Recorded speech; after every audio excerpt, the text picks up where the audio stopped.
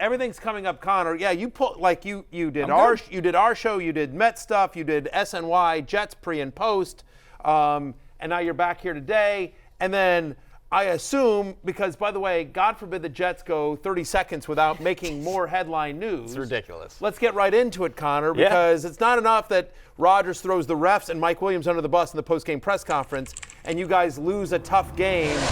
Which, by the way, if you guys had a field goal kicker, you'd be 4-2 instead of Amazing, being isn't right. it? You're 2-4, but if you had a field goal kicker, you'd be 4-2. But even with all that, because we had plenty to discuss, news comes into the desk just before we go on air. It's official. The Jets have acquired Davante Adams. It's going to be a conditional third-round pick. We don't know the stipulations of what it can be. It can become a second. We don't know what it'll take to get there, but a conditional third-round pick. The Jets will be taking on that kind of money. So Aaron Rodgers. This is the best place to start. The quote after the game on the interception that the Bills had on the Mike Williams route was, it's two vertical routes. Allen Lazard is down the seam and Mike is down the red line. I'm looking at Allen. He puts his hand up and three guys go with him, so I'm throwing a no-look to the red line. And when I peek my eyes back there, Williams is running an in-breaker. He's got to be on the red line. It's the little things every single time. Davante Adams is already in the building. It's the little things that's the killer line to me. It's the little things every single time. Just so, that one line makes it sound like, you know what, I've been working with Mike Williams. I've been trying to talk to him about all the details. Yep. Him and I have been going over the playbook, happening. and it's just not happening. It's the little things that he always misses. The little things he always misses. You know, like, by the way, that's, you know what I mean? Like, it's just, anyway. Anyway, welcome to the CFL, Mike Williams, is what I would. Do you think he goes to the Rough Riders or the Rough Riders? Yeah, it's not great. The thing is, though, can Davante Adams play defensive tackle? So the Jets lost this game because they missed two field goals and they can't stop the run. A lot of Aaron Rodgers slander. Aaron Rodgers was awesome last night. The offense was great. It's not his fault that Greg Zuerlein Todd Downing was an upgrade, especially for Garrett Wilson and Breece Hall, which we're going to get to the game in a little bit. But right now, the Davante Adams trade is the story of this and the fantasy implications it has, Matthew. Yeah, and obviously this had to have been works for a while. It's going to come across as kind of an overreaction to a tough loss on Monday night, but obviously it's been in the works for a while. There's been a lot of conversation, so we'll break that down right now. We'll get into the Monday night game coming up here. And yes, for all of his post-game theatrics, the fact is that, yeah, I'm with you. Aaron Rodgers played very, very well. I actually don't even think that was – I don't know whether that was the wrong route or not, obviously, from Mike Williams, but I felt like that particular play, he just slipped. Like the turf at MetLife is not great. Strikes we all know again. this, right? And like he actually still, I thought Williams stayed present. Like, okay, I slipped. I'm on the ground. I'm going to still try to make a catch. And then the kid just makes a great interception. Taron Johnson makes a great play. Just an unbelievable play. And that's football. That happens.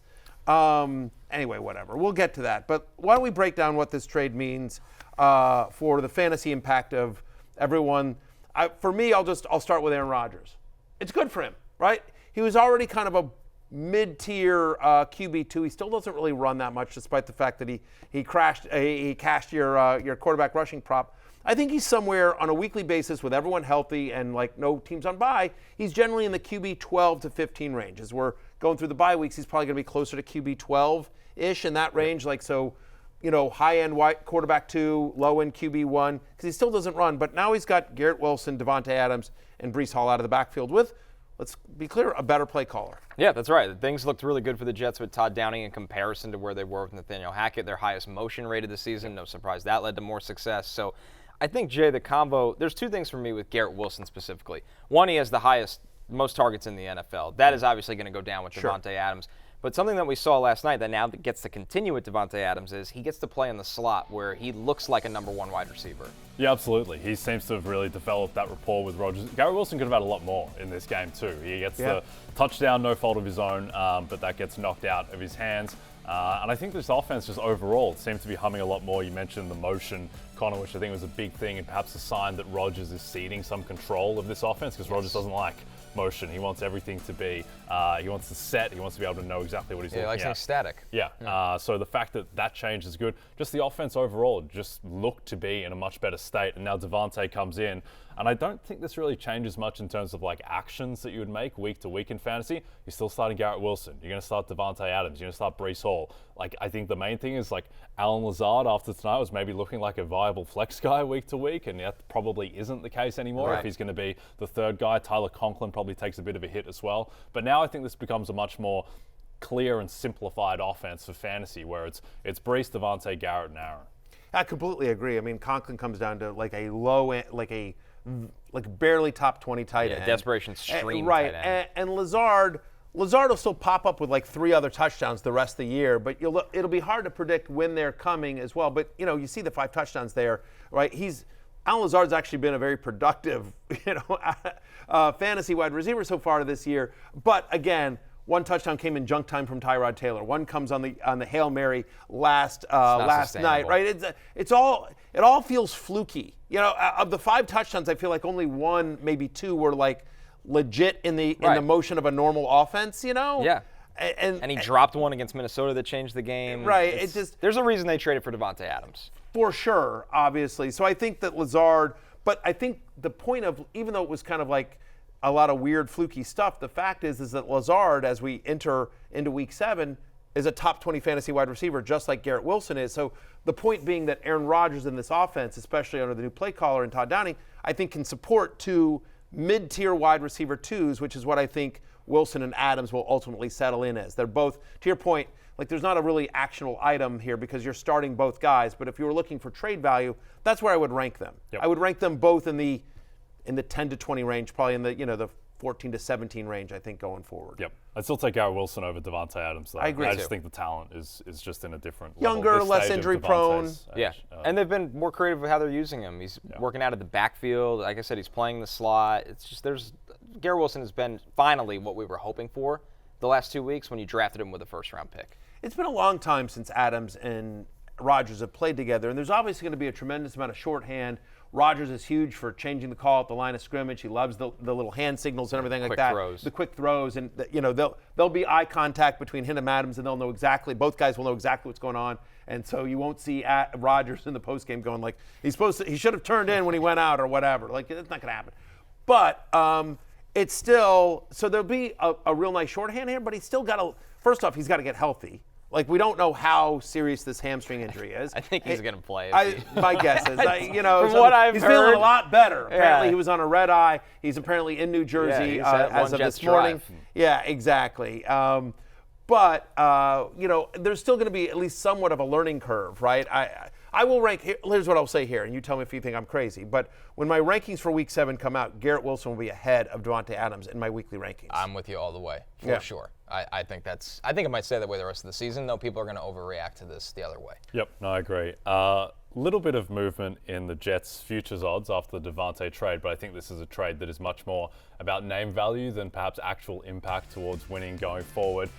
Their Super Bowl odds remain static at DraftKings Sportsbook. The AFC Championship odds go from 15-1 down to 13-1, slight firm as well. In the odds to win the AFC East into plus 650, no change. Aaron Rodgers isn't going to win MVP. Davante Adams isn't going to win Offensive Player of the Year.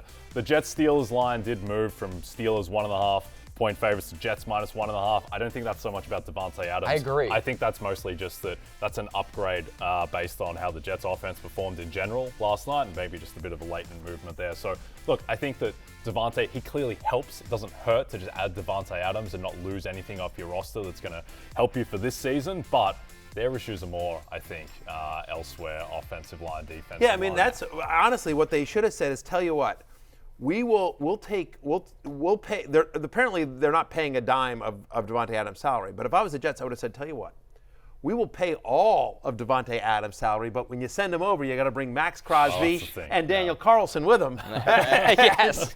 Daniel Carlson. That one Daniel just as Carlson's important. the key to the. Don't undersell that. I'm not. Yeah. You guys are with a legitimate, reliable kicker. You guys are 4-2. That's insane. You guys are 4-2. That's the thing. For all the hand-wringing about the Jets, like Zerline makes 3 different kicks, and Rodgers connects with Wilson in London, and they're 5-1. Yeah. Like a game out of the 1 seed. Literally 4 plays away from being 5-1. The Niners game was the only game they really deserve lost. to lose, for sure. Yes. Yeah. And that's probably part of the reason. I know a lot of people will laugh and mock this trade, and I get there's a lot of reasons to do that, but this is an all-in year for the Jets. They need to make the playoffs to save their jobs. That's why Davante Adams is here. Yeah. And by the way, tough loss, tough divisional loss, but again, the AFC doesn't seem that imposing this year. The game was a mess. Buffalo, I don't know that you feel better about Buffalo after last night. We'll get into that game. Buffalo defense isn't great. No, the Jets moved the ball. The Jets moved the ball. Like this is going to sound insane to say because they're 5-0, but like to me, the Chiefs are the least impressive 5-0 team I've ever seen in my life. Like they just, it's weird. It feels weird that they're 5-0, right? I mean, I don't know. Like the Bengals scratched and clawed to win against the Giants. Baltimore's the best team. That's what I was going to say. Baltimore's 4-2, and the Chiefs are 5-0. And I don't know what the betting market says right now because I haven't looked at the futures for today in terms of Super Bowl odds. But I feel like I'd rather the Ravens at 4-2 than the Chiefs at 5-0. I get it, Andy Reid and Mahomes, and I think they've it's more been just there, about done like the Chiefs they've got 2 fewer losses than the Ravens and the tiebreak, so they're just so They're much gonna better have place home to get field. the bye and home field. And to me, that matters more than the Ravens being slightly better. And it's still Patrick Mahomes, it's still Spags and Andy Reid. So I think the Chiefs are the most likely team to win the Super Bowl, but I do think the Ravens are the best team right now. Yeah, I will. Other side of the ball, this trade real quickly. Let's get there with the Raiders. Right, put a bow on this one. I think that if you drafted for the rest of the season yesterday, Brock Bowers is the number 1 tight end. But I think now there's this very strong argument that he's a first-round pick because I think that all that target share that was going to Davante Adams goes to Brock Bowers, who's already leading this team, right? I mean, Jacoby Myers gets an upgrade here. He didn't play last week. Hopefully when he'll be healthy, he'll be a focal point of this passing offense as well. But I think that's the order. It goes Brock Bowers, then Jacoby Myers. Trey Tucker, I think, for maybe deeper leagues, but like he had a ton of opportunity last week and just didn't earn a bunch of targets. Yeah, he's a smaller guy, and I just, for me, I think those are the winners here on the Raiders side of the ball is, uptick if there's possible to Brock Bowers. Jacoby Myers, I think, is pretty interesting. We talked about him last week on the Waiver Wire show. And then obviously, like, you're not starting Aiden O'Connell or Minshew or, whoever they're throwing out there. Hey, it's Matthew Berry from NBCSports.com and Rotoworld.com, and I want to thank you so much for watching whatever it is you just watched, or if nothing else, being too lazy to click out of the autoplay after this video started, after whatever it is you actually wanted to watch finished. But now that you're here, I'd like to take a moment here to ask you respectfully now, okay? I'm asking you respectfully to subscribe to the NFL on NBC YouTube channel. You'll get the latest Roto-World fantasy news headlines, all sorts of great shows, including my own Fantasy Football Happy Hour. So go subscribe now. Again, I'm asking respectfully.